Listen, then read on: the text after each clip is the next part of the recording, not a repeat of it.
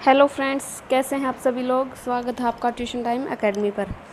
पिछली वीडियो में हमने 6th क्लास साइंस का 10th चैप्टर शुरू किया था। आज हम उसको कंप्लीट कर लेते हैं। तो चलिए शुरू करते हैं। यहाँ तक का हम पढ़ चुके हैं। 10.5 करेक्ट मेजरमेंट ऑफ लेंथ, मतलब लेंथ को बिल्कुल सटीक कैसे मापा जाता है उसके बारे में पढ़ते हैं। In our daily life we use various type of measuring devices। हम हमारे दैनिक जीवन में कई सारे ऐसे उपकरण देखते हैं जिनसे दूरियां मापी जाती हैं। We use a metre scale, हम एक मीटर स्केल का यूज करते हैं फॉर मेजरिंग लेंथ को मापने के लिए। ए टेलर यूजेज ए टेप, जो टेलर होता है, जो सिलाई करता है, उसके पास एक टेप होता है। Whereas a cloth merchant uses a metre rod, जबकि जो कपड़े बेचने वाला जो व्यापारी होता है उसके पास एक रोड होती है, मीटर वाली road. For measuring the length of an object, किसी एक वस्तु की लेंथ लंबाई मापने के लिए you must choose a suitable device, आपको उसके लिए एक जो सुटेबल उपकरण है जो उसकी लंबाई मापने के लिए उसको यूज़ करना पड़ता है। You must choose a suitable device. You can not measure the girth of a tree or the size of your chest using a meter scale। ये कह रहा है कि आप जो एक मीटर स्केल है उसके द्वारा एक पेड़ और अपने जो चेस्ट का साइज है उसको नहीं माप सकते। For instance measuring tape is more suitable for this, जबकि अगर आपके पास जो वो सिलाई जो दर्जी जो टेप रखता है अगर वो होगा तो इन दोनों चीज़ों को आप आसानी से माप सकेंगे। For small measurements such as length of your pencil you can use a 15 centimetre scale from your geometry box, जबकि छोटी लंबाइयाँ मापने के लिए, जैसे आपकी पेंसिल की है, छोटी पेंसिल होती है आपकी, उसकी लंबाई मापने के लिए जो आपकी ज्योमेट्री बॉक्स में जो मीटर स्केल होता है 15 सेंटीमीटर का, आप उसका यूज़ कर सकते हैं। In taking measurement of a length we need to take care of the following, किसी भी चीज़ की लंबाई मापने के लिए हमें कुछ ये चीज़ें ध्यान रखनी होंगी। Place the scale in contact with the object along its length as shown in figure 10.7, जैसा 10.7 में दिखाया गया है उसकी लंबाई के साथ आपको वो जो स्केल है वो रखना है। In some scales the end may be broken, कुछ स्केल ऐसे होते हैं जिनके किनारे टूटे हुए होते हैं। You may not be able to see the zero mark clearly, जो स्टार्टिंग पॉइंट होता है उसका जीरो आप उसको क्लियरली नहीं देख पाते हैं अगर टूटा हुआ स्केल है तो। In such cases you should avoid taking measurement from the zero mark of the scale, और ऐसे में आपको जीरो से वो माप जो आप शुरू करते हैं उसको अवॉइड करना पड़ता है। You can use any other full mark of the scale से 1, इससे फिर आप क्या कर सकते हैं, आगे से जो फुल मार्क है जो एक से, अगर जीरो टूटा हुआ है तो आपको एक से स्टार्ट करना है। Then you must subtract the reading of this mark from the reading at the other end, फिर आपको जो दूसरा एंड है उसमें से ये रीडिंग माइनस करनी पड़ेगी। फॉर एग्जाम्पल इन फिगर 10.8 जो 10.8 है उसमें दिखाया गया है the reading at one end is 1 centimetre and at the other end is 14.3 centimetre. ये देखिए इसमें दिखाया गया है कि जो स्टार्टिंग की रीडिंग है वो 1 से शुरू हो रही है और जो दूसरा एंड है वो 14.3 सेंटीमीटर पे। Therefore the length of the object is, अब जो 14.3 है उसमें से हम 1 सब्ट्रैक्ट कर देंगे तो इसकी आ जाएगी 13.3।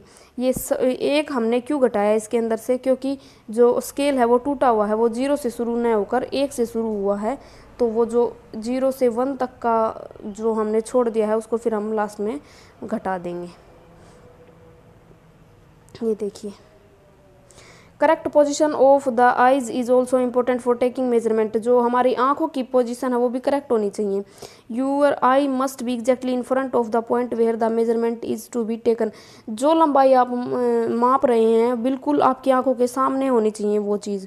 Position B is correct position, ये देखिए जैसे 10.9 में दिखाया गया है, ये है 10.8 और ये 10.9, ये देखिए यहाँ पे दिखाया गया है जो बीच वाला लड़का है जो बी पॉइंट पे है उसकी पोजीशन बिल्कुल करेक्ट है।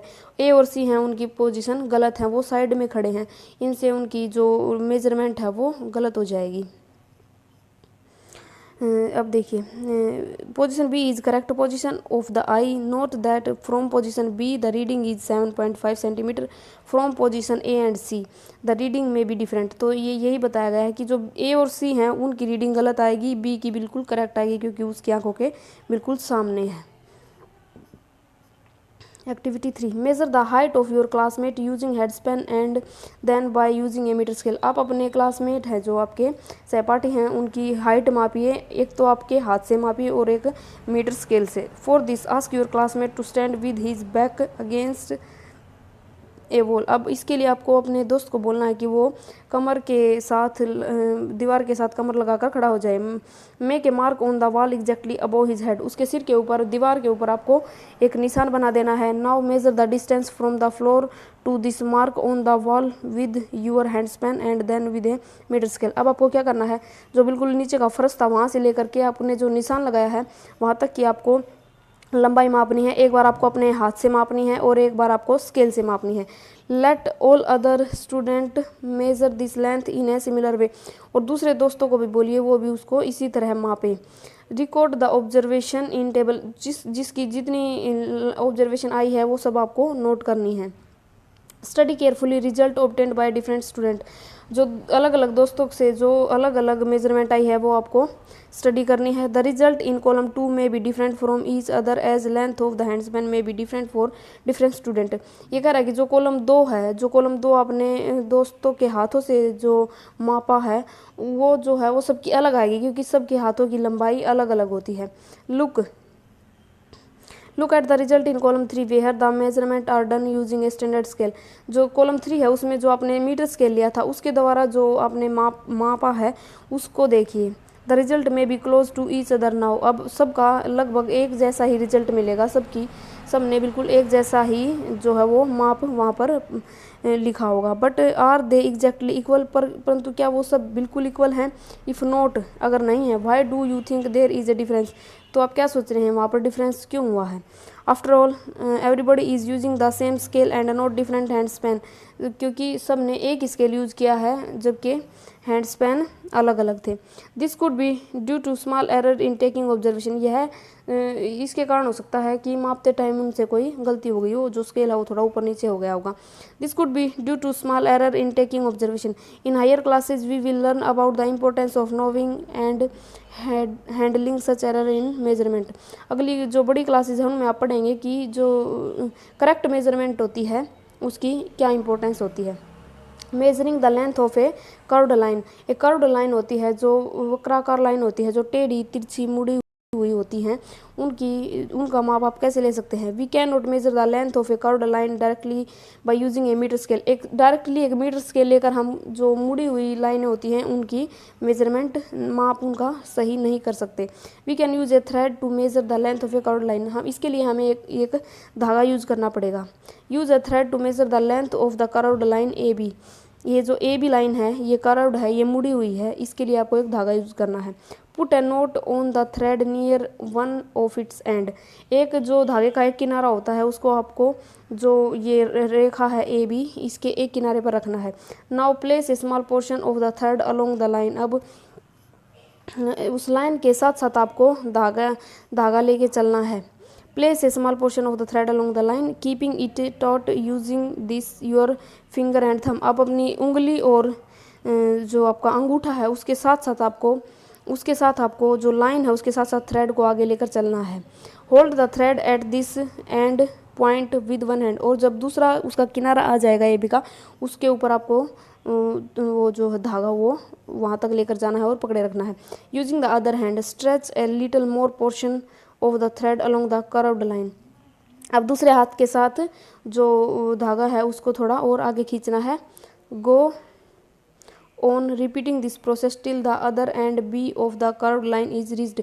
और जब तक दूसरा किनारा नहीं आ जाता उस ए बी लाइन का, आपको यह प्रोसेस करते जाना है, मतलब धागे को आगे बढ़ाते जाना है। Make a mark on the thread where it touches the end B. अब जब वो धागा है वो बी एंड को टच करता है, जब दूसरे किनारे के पास पहुंच जाता है तो आपको उसके ऊपर एक निशान बना लेना है। Now stretch the thread along a metre scale. अब मीटर स्केल की सहायता से आपको वो धागा मापना है। Measure the length between the note in the beginning and the final mark on the thread. अब जो धागा है उसके पहले वाले किनारे से लेकर दूसरे किनारे तक की आपको लेंथ मापनी है कि है कितना लंबा धागा उसको मापने, रेखा को मापने के लिए यूज किया गया है। This gives the length of the curved line A B. और इससे हमें जो मुड़ी हुई जो रेखा थी ए बी उसकी लंबाई पता चल जाएगी। We see that we need a lot of care to ensure that we are measuring distance and length correctly. जब भी हम कोई दूरी या लंबाई मापते हैं तो हमें बिल्कुल ध्यान से उसका मापन करना है ताकि उसमें कोई एरर ना आए, उसमें कोई गलती ना हो. And we need some standard unit and devices with which we measure these distance and can convey our result to other. और हमें क्या करना है, एक स्टैंडर्ड यूनिट लेनी है, जो मात्रक हैं, जो स्टैंडर्ड मात्रक हैं वो लेने हैं, और कोई ऐसा उपकरण लेना है जिसके साथ हम बिल्कुल सटीक जो है उसकी मापन कर सकें उसका, ताकि दूसरों को हम अपना रिजल्ट अच्छे से बता सकें. मूविंग थिंग्स अराउंड अस, गतिमान जो वस्तुएं हैं अपने आसपास. Think of some object you have seen recently, कुछ वस्तु के बारे में सोचिए जो आपने अभी अभी देखी हैं. लिस्ट दैम इन टेबल 10.4, उनकी लिस्ट बनानी है. दीज में इंक्लूड ए स्कूल बैग, इसके अंदर अपना स्कूल बैग हो सकता है. ए मॉस्किटो, एक मच्छर हो सकता है. Table, people sitting on chair और पीपल मूविंग अबाउट, एक मेज हो सकता है. जो लोग घूम रहे हैं वो हो सकते हैं, जो लोग चेयर पे बैठे हैं वो हो सकते हैं. The list may also have a butterfly, a dog, a cow, your hands, a small baby, a fish in water, a house, a factory, a piece of stone, a horse, a ball, a bat, a moving train, a sewing machine, a wall clock और hands of a clock. इसमें कि देखिए क्या कुछ भी हो सकता है हमारे आसपास. कोई तितली हो सकती है, कुत्ता, गाय, आपके हाथ, कोई छोटा बच्चा, कोई मछली, कोई घर, कोई फैक्ट्री, कोई पत्थर, कोई घोड़ा, कोई बाल, कोई बैट, कोई चलती हुई ट्रेन, कोई सिलाई मशीन, कोई घड़ी की सुइयाँ, कुछ भी हो सकता है.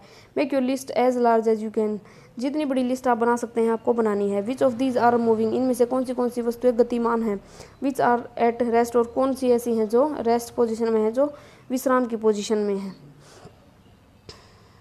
How did you decide whether an object is in motion और एट रेस्ट. अब यह कैसे पता लगा सकते हैं कि जो ये वस्तु है ये गति में है या ये रेस्ट में है, ये आराम में है या गति में है. You might have notice that the bird is not at same place after some time. आपने नोट किया होगा कि जो एक पक्षी है वो एक जगह पर काफ़ी देर तक बैठे नहीं रह सकता. Wheel the table is at the same place, पर जबकि एक मेज है वो एक ही जगह पर सारा दिन खड़ा रहता है. On this basis you may have decided weather an object is at rest और इन मोशन. इसी बिहाफ पर आप यह कह सकते हैं कि एक वस्तु है यह रेस्ट में है और एक ये दूसरी मोशन में. मोशन होती है जो गतिमान वस्तुएं हैं, जो एक जगह पर टिक कर नहीं रहती, जिनमें गति हो रही है, जो एक स्थान से दूसरे स्थान पर जा रही हैं. Let us look at the motion of an ant closely. आपको एक जो चींटी होती है उसको बिल्कुल ध्यान से उसकी गति को देखना है. Select a place where you find ants. आपको देखना है कि कोई ऐसी जगह जहाँ पर चींटियाँ हों. Separate a large sheet of white paper on the ground and keep a little sugar on it. आपको क्या करना है, एक सीट बिछानी है वाइट पेपर की और उसके ऊपर थोड़ी शुगर डाल देनी है. Ant are likely to be attracted to the sugar and you will find many ants crawling on the sheet of paper soon. जो चींटियाँ होती हैं वो शुगर की तरफ आकर्षित होती हैं और थोड़ी देर में देखेंगे कि आपको वहाँ पर कुछ चींटियाँ घूमती हुई दिखाई देंगी. फॉर एनी वन आंट, किसी एक आंट के साथ try and make a small mark with a pencil near its position when it have just crawled on the sheet of paper. आपको क्या करना है, एक चींटी के साथ बाहर आपको निशान लगा लेना है जब वह उसके ऊपर सीट के ऊपर चढ़ेगी. Keep marking its position after a few second, और कुछ सेकंड के बाद आपको दोबारा उसकी पोजीशन मार्क करनी है, वो फिर कहाँ जाती है. बार बार उसको हर सेकंड में आपको उसकी पोजीशन मार्क करते चलना है. As it moves along on the sheet of paper, जब जिस प्रकार वह सीट के ऊपर चलती जाती है आपको उसकी पोजीशन नोट करते जाना है. आफ्टर सम टाइम, कुछ समय पश्चात, shake the paper free of the sugar and the ant. अब उस जो पेपर है आप उसको झिड़क दीजिए, मतलब जो चींटियाँ और जो शुगर आपने उसको ऊपर डाली थी उसको साफ कर दीजिए. Connect the different point you have marked with arrows to show the direction in which the ant was. अब आपको क्या करना है, जिस प्रकार वो चींटी चलती गई है उनको उस लाइन को आपने जोड़ लेना है जो आपने निशान लगाए थे. ये देखिए इसने डॉटेड लाइन जो है वो एक लाइन बना दी है. Each point you have marked shows where the ant moved to. जो हर एक निशान आपने जो लगाया था जहाँ जहाँ वह चींटी उस घूमती गई थी जहाँ तक, in interval of few seconds, कुछ ही सेकंड के अंतराल में. Motion seems to be some kind of a change in the position of an object with time isn't. ये कह रहा है कि मोशन है वो क्या है, किसी भी एक वस्तु की पोजीशन में बार बार चेंज होना ही मोशन कहलाता है। In activity 5, where did you place object like a clock, a saving machine और an electric fan in your grouping of object. कह रहा है कि वेयर डिड यू प्लेस, आपने ये वस्तुएं कहाँ रख रखी हैं, जैसे घड़ी हो गई, सिलाई मशीन हो गई, हमारा जो पंखा है, इलेक्ट्रिक फैन वो हो गया। Are those object moving from one place to other, क्या ये वस्तुएं एक स्थान से दूसरे स्थान पर अपने आप चलकर जाती हैं? No. Do you notice moment in any of their parts, क्या आपने उनकी कुछ हिस्सों में मोमेंट देखी हैं, गतियाँ देखी हैं? The blades of the fan और the hands of a clock, एक जो पंखा होता है उसकी जो पंखुड़ियाँ होती हैं और एक जो घड़ी की सुइयाँ होती हैं, हाउ आर दे मूविंग, वो कैसे मूव करते हैं? Is there moment similar to that of an ant और ए ट्रेन, क्या इनकी गतियाँ भी बिल्कुल वैसे ही सेम है जैसे एक चींटी की और एक ट्रेन की होती है? Let us now look at some type of motion to help us understand these differences. अब हम क्या करेंगे, कुछ वस्तुओं की गतियाँ हैं, मतलब कुछ गतियाँ हैं, हम उनको पढ़ेंगे और इनके गतियों में जो डिफरेंस है, सबकी गति जो अलग अलग है उसके बारे में पढ़ेंगे। टाइप ऑफ मोशन, गति के प्रकार। You may have observed the motion of a vehicle on a straight road, march past of soldier in a parade or a falling of a stone। आपने ऑब्जर्व किया होगा कोई जो साधन चलते हैं यातायात के लिए, उनकी स्ट्रेट रोड पर जो चलते हैं सीधे रास्ते पर, उनकी गति आपने देखी होगी। जो सिपाही होते हैं जो परेड में जो मार्च पास करते हैं वो देखा होगा आपने, और कोई पत्थर ऊपर से नीचे गिरते हुए देखा होगा। What kind of motion is this, ये है किस प्रकार की मोशन है?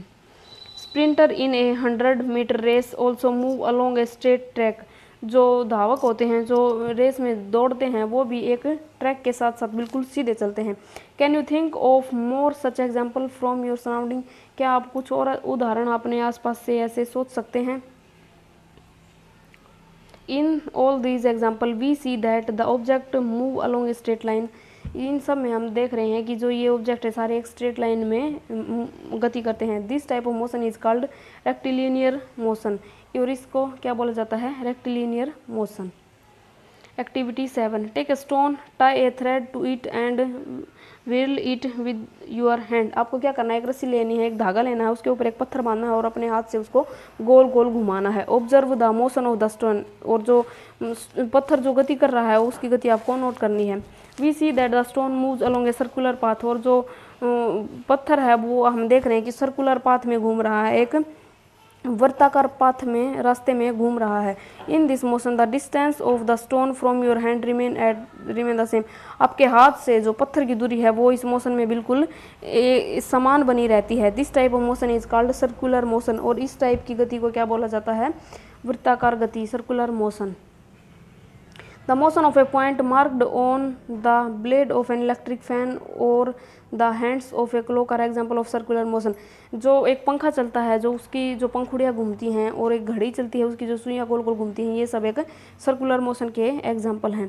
द इलेक्ट्रिक फैन और the clock by themselves are not moving from one place to another place. जो पंखा है और जो घड़ी है वो एक स्थान से दूसरे स्थान पर नहीं जाते हैं अपने आप। But the blades of the fan rotate and so do the hands of a clock, परंतु जो एक पंखे की जो पंखुड़ियाँ हैं और जो घड़ी की सुइयाँ हैं वो सारा दिन घूमते रहते हैं। If you mark a point anywhere on the blade of a fan or on the hands of a clock, the distance of this point from the centre of the fan और the clock will remain the same as they rotate.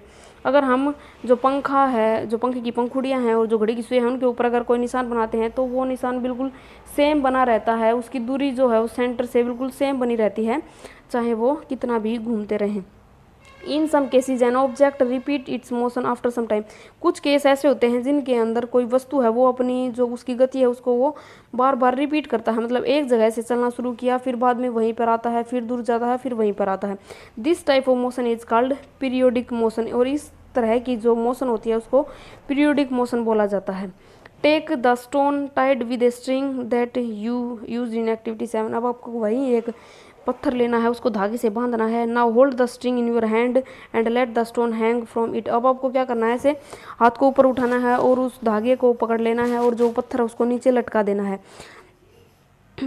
और उसको लटकते हुए छोड़ देना है। This is a pendulum, और यह एक पेंडुलम बन जाता है। Pull the stone to one side with the other hand and let it go. अब आपको क्या करना है, जो पत्थर है उसको, जो आपने लटका रखा अपने हाथ में, दूसरे हाथ से उसको धक्का देना है और उसको हिलाना है ऐसे। It is an example of periodic motion. अब वो पत्थर एक बार उधर जाएगा फिर उधर जाएगा, ये जो है ये पीरियोडिक मोशन का एग्जाम्पल हो गया। ए ब्रांच और a tree moving to and fro, motion of a child on a swing string of a guitar or the membrane of drums being played are all example of periodic motion। तो देखो, जब एक जैसे हवा में किसी पेड़ की टहनियाँ हिलती हैं तो वो एक बार आगे जाती हैं एक बार पीछे जाती हैं। इसी प्रकार झूले पर अगर कोई बच्चा झूल रहा है तो वो एक बार आगे जाएगा एक बार पीछे जाएगा। इसी प्रकार जो तबला बजता है, जो गिटार बजता है, उनकी भी जो है वो मोशन पीरियोडिक मोशन होती है। ये सारे पीरियोडिक मोशन के एग्जाम्पल हैं। ऑब्जेक्ट और where an object of it, कहाँ से था ये, यहाँ से है। All example of periodic motion where an object और a part of it repeat its motion a fixed interval of time. ये वही बात बता रखी है कि जब एक समय अंतराल के अंदर, एक ही समय अंतराल के अंदर वो जो कोई वस्तु है वो अपनी जो उसकी मोशन है उसको बार बार रिपीट करती है, आगे पीछे या फिर रिपीट करती है उसको बार बार, वो फिर एक ये हो गई मोशन। ये क्या पढ़ रहे थे हम, सॉरी दिमाग से निकल गया। Periodic motion. Did you observe a saving machine as a part of activity 5। क्या आपने सिलाई मशीन को कभी नोट किया है। You must have observed that it remains at the same location while any point on its wheel moves with a circular motion।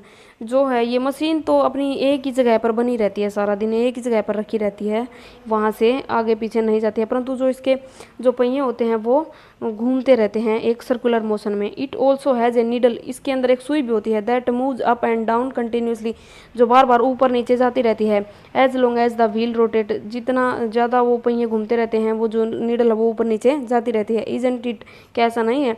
This needle is undergoing A periodic motion, और जो ये सुई जो ऊपर नीचे जा रही है यह एक पीरियोडिक मोशन का एग्जाम्पल है। Have you observed closely the motion of A ball along the ground. क्या आपने कभी किसी बॉल को ज़मीन के साथ उसकी मोशन नोट की है। Here the ball is rolling on the ground, जो बॉल है वो गोल गोल घूमती हुई रोल करती हुई ग्राउंड पर दौड़ती है। Rotating as well as moving forward along the ground, और वह रोटेट भी करती है और इसी साथ वो आगे ज़मीन पर आगे बढ़ती रहती है। दस the ball undergoes A rectilinear motion, तो उसके अंदर रेक्टिलिनियर मोशन भी होगी क्योंकि वो स्ट्रेट आगे दौड़ती रहती है। एज वेल एज रोटेशनल, और वो गोल गोल घूमती है तो इसके अंदर रोटेशनल मोशन भी हो गई। Can you think of other example where object undergo combination of different type of motion. क्या आप और भी ऐसे उदाहरण सोच सकते हैं जिनके अंदर एक ऑब्जेक्ट कई सारी मोशन एक साथ करता रहता है, कई सही प्रकार की। We did many measurement activities and discussed some kind of motion, हमने बहुत सारी एक्टिविटी की और मोशन के प्रकार भी पढ़े। We saw that motion is a change in position of an object with time, और हमने देखा कि मोशन का मतलब क्या है, किसी भी ऑब्जेक्ट की स्थिति में चेंज होना समय के साथ, वह उसकी मोशन कहलाती है। The change in the position can be determined through distance measurement, और जो उसकी जो पोजिशन में जो बदलाव हुआ है उसको हम मेजरमेंट मतलब उसको दूरी मापने के साथ हम उसको नोट कर सकते हैं, उसको डिटरमाइंड कर सकते हैं। This allows us to know how fast और स्लो इमोशन इज, और इससे हमें यह भी पता चलता है कि उसकी गति कितनी तेज़ है या उसकी गति कितनी धीमी है। The moment of a snail on the ground, एक जो स्नेल होता है जो घोंघा होता है उसकी गति हमने ग्राउंड पर देखी। A butterfly fleeting from flower to flower, जो एक तितली होती है वो एक फूल से दूसरे फूल पर उड़ती रहती है। ए रिवर फ्लोइंग, एक नदी जो बहती है। एन एरोप्लेन फ्लाइंग, एक हवाई जहाज जो उड़ता है। Moon going around the earth and blood flowing inside our bodies, जो चांद है वो पृथ्वी के बाहर बाहर चक्कर लगाता है, जो ब्लड है वो हमारे शरीर में दौड़ता है। Our bodies show that there is motion everywhere around us, और हमारा जो शरीर है वो भी यह शो करता है, ये दर्शाता है कि हमारे आसपास हर जगह पर गति होती रहती है, मोशन होती रहती है। तो फ्रेंड्स, हमारा जो चैप्टर है वो कंप्लीट हो गया है। आई होप आपको समझ में आ गया होगा। अगर आपको वीडियो पसंद आई हो तो वीडियो को लाइक करें, शेयर करें, चैनल को सब्सक्राइब करें। चैनल का लिंक आपको डिस्क्रिप्शन बॉक्स में मिलेगा। और वीडियो अगर आपको अच्छी लगी हो तो आप कमेंट करके भी बता सकते हैं। मिलते हैं नेक्स्ट वीडियो में इसके एक्सरसाइज के क्वेश्चन के साथ। तब तक के लिए थैंक यू।